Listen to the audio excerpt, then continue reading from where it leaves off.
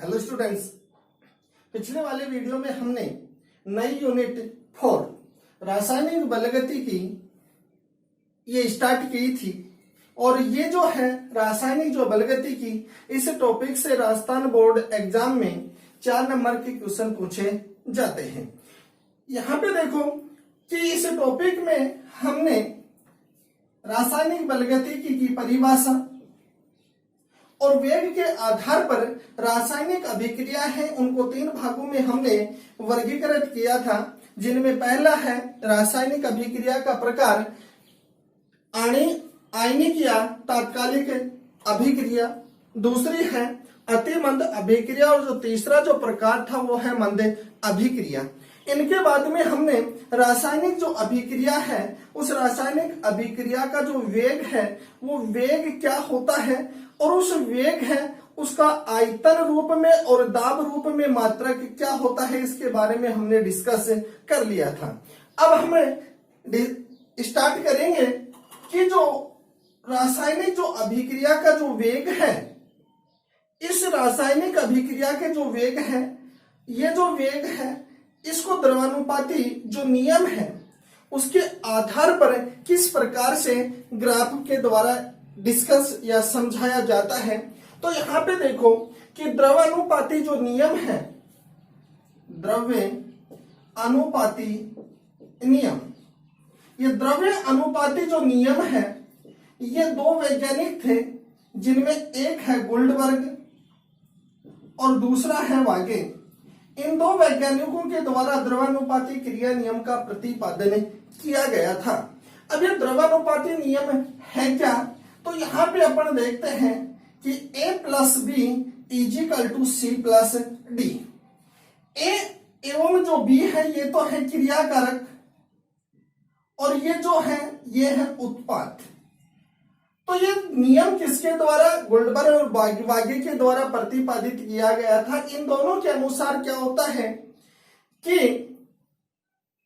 अभिक्रिया में प्रयुक्त जो क्रियाकारक है उस क्रियाकारक का जो वेग है A का वेग इसके स्वयं के सक्रिय द्रव्यमान के क्या होता है समानुपाती होता है। और सक्रिय जो द्रव्यमान होता है इस सक्रिय द्रव्यमान को छोटे वर्गाकार कोष्ठक के द्वारा प्रदर्शित किया जाता है जो मोलरता का एक विशिष्ट रूप होता है। तो यहाँ पे देखो यदि एक क्रियाकारक है तो एक का जो वेग होता है वो स्वयं के सक्रिय द्रव्यमान के समानुपाती। अगर बी है तो बी के वेग क्या यदि अपन डिस्कस करें तो बी का जो वेग है ये भी बी के सक्रिय द्रव्यमान के समानुपाती।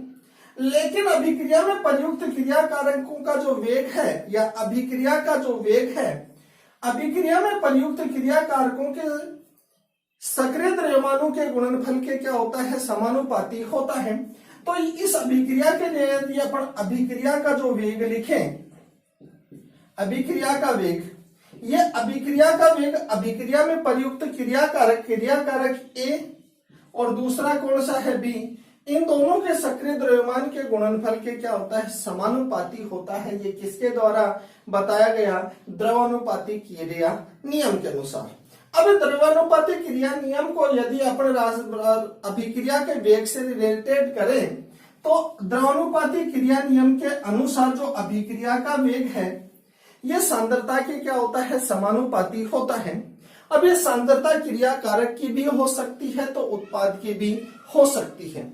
समय के साथ क्रियाकारक और उत्पाद इन दोनों की सांद्रता में परिवर्तन होने से अभिक्रिया का वेग भी परिवर्तित हो जाता है। तो यदि अपन सांद्रता क्या है, क्रियाकारक और उत्पाद, तो सांद्रता और यदि समय में यदि ग्राफ खींचा जाए तो यहां पर तो क्या है सांद्रता कंसंट्रेशन और समय यानी टाइम के मध्य ग्राफ खींचे तो ये सांद्रता क्या है क्रियाकारक या फिर उत्पाद की सांद्रता में समय के साथ परिवर्तन। तो समय के साथ परिवर्तन होता क्या है, तो यहां पे देखो ये क्या है क्रियाकारक और क्रियाकारक है, या समय के साथ उत्पाद में क्या होते हैं परिवर्तित होते हैं। तो समय के साथ क्रिया कारकों की सांद्रता में कमी आती है तो उत्पाद की सांद्रता में क्या होती है, वृद्धि होती है। तो यदि सांद्रता और समय में यदि ग्राफ खींचा जाए तो जो क्रिया कारक का जो ग्राफ आता है वो तो क्या होता है, समय के साथ इसकी सांद्रता में परिवर्तन होने से इस प्रकार का, लेकिन समय के साथ उत्पाद की सांद्रता में वृद्धि होने से ग्राफ आता है उत्पाद का इस प्रकार से। तो ये जो है ये तो करता है क्रिया कारक की सांद्रता को और ये करता है उत्पाद की सांद्रता को समय के साथ परिवर्तन को प्रदर्शित करता है। लेकिन यहां पे देखो, यदि अभिक्रिया वेग और समय में यदि अभिक्रिया वेग और समय में यदि ग्राफ खींचा जाए तो अभिक्रिया का जो वेग है ये समय के व्युत्क्रमानुपाती होता है। व्युत्क्रमानुपाती होने के कारण जो ग्राफ है ये चरघातांक के रूप से क्या होता है, घटता जाता है। तो यहाँ पे देखो, यदि द्रव्यानुपाती क्रिया नियम के आधार पर सांद्रता और समय में यदि ग्राफ खींचा जाए तो उत्पाद की सांद्रता को प्रदर्शित करती है ये लाइन और क्रिया कारक की सांद्रता को समय के साथ ये। लेकिन अभिक्रिया वेग और समय के मध्य यदि ग्राफ खींचा जाए तो ग्राफ इस प्रकार से जो है प्राप्त होता है। तो ये तो हो गया कि रासायनिक अभिक्रिया का जो वेग है वो क्या होता है और द्रव्यानुपाती क्रिया नियम के अनुसार उसमें किस प्रकार से ग्राफ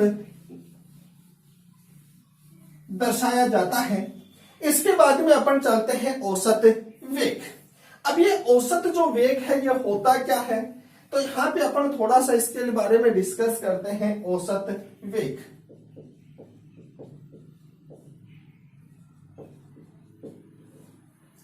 तो औसत जो वेग है इसकी गणना किस प्रकार से करते हैं, तो अपन सबसे पहले औसत वेग की परिभाषा, तो किसी रासायनिक अभिक्रिया में क्रिया कारक या उत्पाद की सांद्रता में इकाई समय में होने वाले परिवर्तन को अभिक्रिया का औसत वेग कहा जाता है। अब यहां पे देखो, जो औसत जो वेग है तो एक रासायनिक अभिक्रिया का जो वेग है ये चरघातांकी रूप से क्या होता है, कम होता जाता है। यदि अपन औसत वेग को क्रिया कारक और उत्पाद के सांद्रता के परिवर्तन समय के साथ यदि प्रदर्शित करें तो जो औसत जो वेग है, औसत वेग किसके लिए, क्रिया कारक की सांद्रता में परिवर्तन बटे परिवर्तन में लगा समय। यदि अपन क्रिया कारक के लिए या क्रिया कारक के संदर्भ में औसत वेग निकालें तो औसत वेग निकालेंगे तो क्रिया कारक की सांद्रता के सामने नेगेटिव चिन्ह के द्वारा इसको प्रदर्शित किया जाता है। अब ये नेगेटिव जो चिन्ह है ये क्या करता है, क्रिया कारक की सांद्रता में कमी को प्रदर्शित करता है। यदि इसी औसत वेग को यदि अपन उत्पाद के रूप में प्रदर्शित करें तो उत्पाद के लिए पॉजिटिव चिन्ह का प्रयोग करते हैं। क्यों करते हैं, क्योंकि जब क्रिया कारक समय के साथ उत्पाद में परिवर्तित होता है तो उत्पाद की सांद्रता में क्या होता है, परिवर्तन अर्थात वृद्धि होती है। तो यह पॉजिटिव चिन्ह उत्पाद की सांद्रता में वृद्धि को प्रदर्शित करता है। तो उत्पाद की सांद्रता में परिवर्तन बटे परिवर्तन में लगा समय। तो ये तो क्या हो गया, औसत वेग कि क्रिया कारक और उत्पाद के संदर्भ में औसत वेग को किस प्रकार से प्रदर्शित किया जाता है।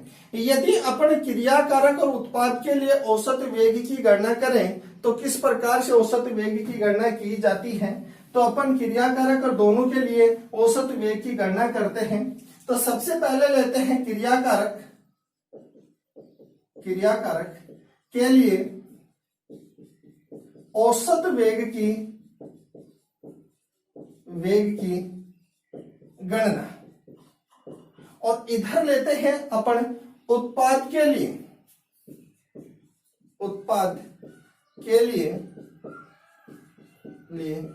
औसत वेग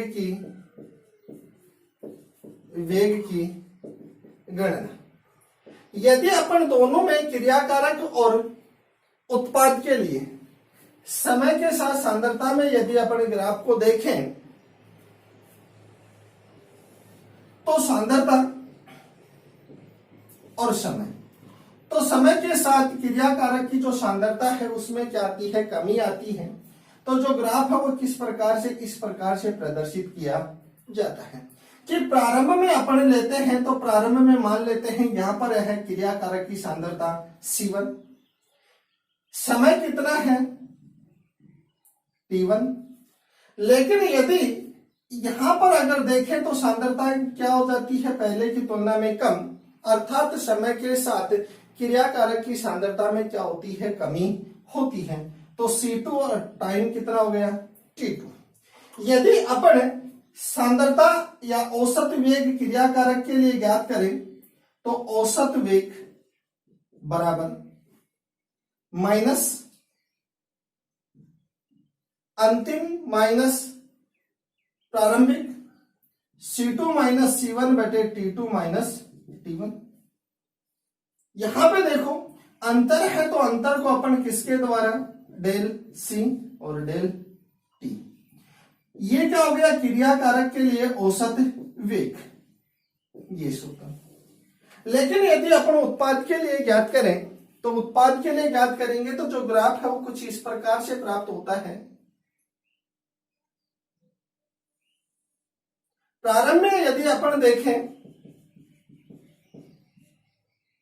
समय, यहां पे C1 T1, यहां पे सांद्रता हो गई C2 और T।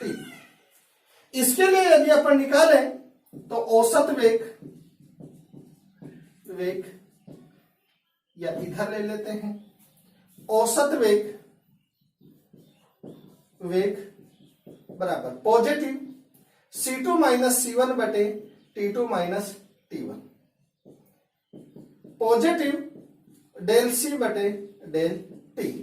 केवल अंतर कितना है, सूत्र सेम है, लेकिन अंतर है वो केवल पॉजिटिव और नेगेटिव चिन्ह में आता है, अर्थात क्रियाकारक के साथ नेगेटिव और उत्पाद के लिए पॉजिटिव चिन्ह का प्रयोग किया जाता है। तो यहां तक हमने देखा कि औसत वेग है और औसत वेग क्रियाकारक के लिए किस प्रकार से उसकी गणना करते हैं और उत्पाद के लिए औसत वेग की गणना किस प्रकार से की जाती है। तो ये तो हो गया औसत वेग। इस औसत वेग के बाद में देखते हैं अभिक्रिया वेग तथा रस समीकरण मिति गुणांक, अर्थात अभिक्रिया का जो वेग है ये रस समीकरण मिति के रूप में किस प्रकार से प्रदर्शित किया जाता है।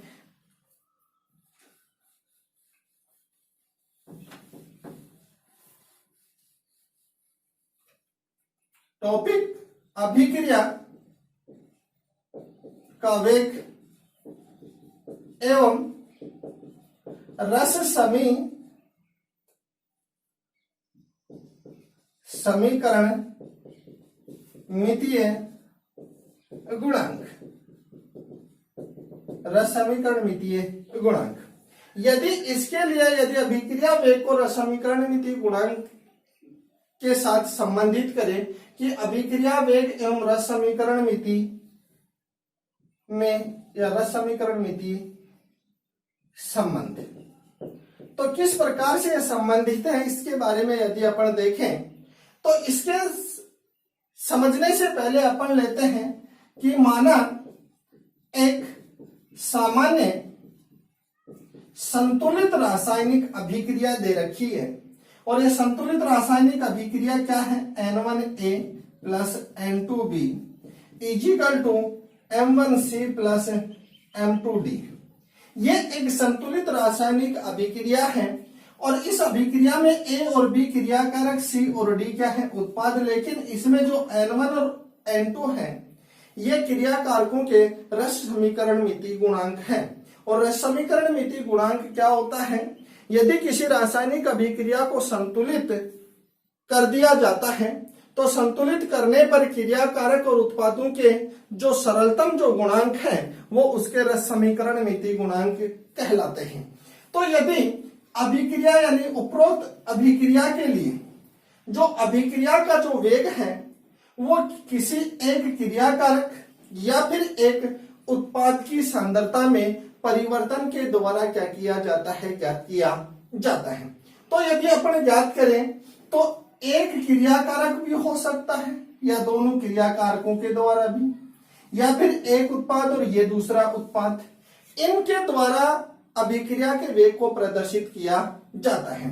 तो यहां पे यदि अपन प्रदर्शित करें तो अभिक्रिया वेग बराबर ए के लिए यदि अभिक्रिया वेग प्रदर्शित करें तो क्या करेंगे, ए की सांद्रता बटे सांद्रता में परिवर्तन। यहां पे देखो क्या है कि क्रिया कारक और क्रिया कारक है तो सांद्रता में परिवर्तन होता है, सांद्रता में परिवर्तन कैसा, कमी। तो इसकी सांद्रता औसत वेग है, ये लिखेंगे तो क्रिया कारक के आगे नेगेटिव चिन्ह अर्थात उसकी कमी को प्रदर्शित करते हैं। बराबर किसी भी अभिक्रिया क्रिया कारक हो या उत्पाद, तो अभिक्रिया का जो वेग प्रदर्शित करेंगे तो एक क्रिया कारक का वेग प्रदर्शित करने के बाद में दूसरे का जब प्रदर्शित करेंगे तो बराबर के चिन्ह के द्वारा उसको प्रदर्शित किया जाता है। v के लिए लिखेंगे तो नेगेटिव डेल v बटे डेल t बराबर, c के लिए लिखेंगे तो पॉजिटिव डेल c बटे डेल t, इसी प्रकार d के लिए पॉजिटिव डेल d बटे डेल t। ये क्या हो गया, रासायनिक अभिक्रिया का वेग। लेकिन अपन रस समीकरण मिति के रूप में जब लिख रहे हैं तो रस समीकरण मिति के रूप में जब लिखते हैं अभिक्रिया का जो वेग, तो यहां पे क्या करते हैं, जो रस समीकरण मिति जो गुणांक है इन गुणांकों को अभिक्रिया वेग है उसमें किस प्रकार से, यानी अभिक्रिया का जो वेग है वो रस समीकरण मिति के रूप में लिखेंगे तो किस प्रकार से जो रस समीकरण मिति जो गुणांक है उसको बटे में क्या कर दिया जाता है, लिख दिया जाता है। तो ए के लिए यदि रस समीकरण मिति के रूप में अभिक्रिया का वेग लिखेंगे तो ए का गुणांक कितना है, n1, तो 1/n1 डेल ए बटे डेल टी, ये तो हो गया ए के लिए। यदि अपन बी के लिए लिखेंगे तो नेगेटिव 1/n2 डेल ए बटे डेल टी। लेकिन यदि अपन सी के लिए लिखेंगे तो m पॉजिटिव 1/m1 डेल सी बटे डेल टी। यदि डी के लिए लिखेंगे तो पॉजिटिव 1/m2 डेल डी बटे डेल टी। ये जो है ये रस समीकरण मिति के रूप में अभिक्रिया का वेग है, अर्थात अभिक्रिया जो वेग है उसको रस समीकरण मिति के रूप में प्रदर्शित करते हैं तो क्रिया कारक है या उत्पाद, उनके जो रस समीकरण मितीय जो गुणांक है उनको बटे में लिख दिया जाता है। तो यहां तक हमने द्रवानुपाती क्रिया नियम है उसके द्वारा क्रिया कारक और जो उत्पाद है उसकी सांद्रता में समय के साथ किस प्रकार से परिवर्तन होता है उसको ग्राफ के द्वारा हमने डिस्कस किया है। उसके बाद में औसत वेग, और औसत वेग के बाद में हमने अभिक्रिया का वेग एवं रस समीकरण मिति में जो संबंध होता है उसको डिस्कस किया है। नेक्स्ट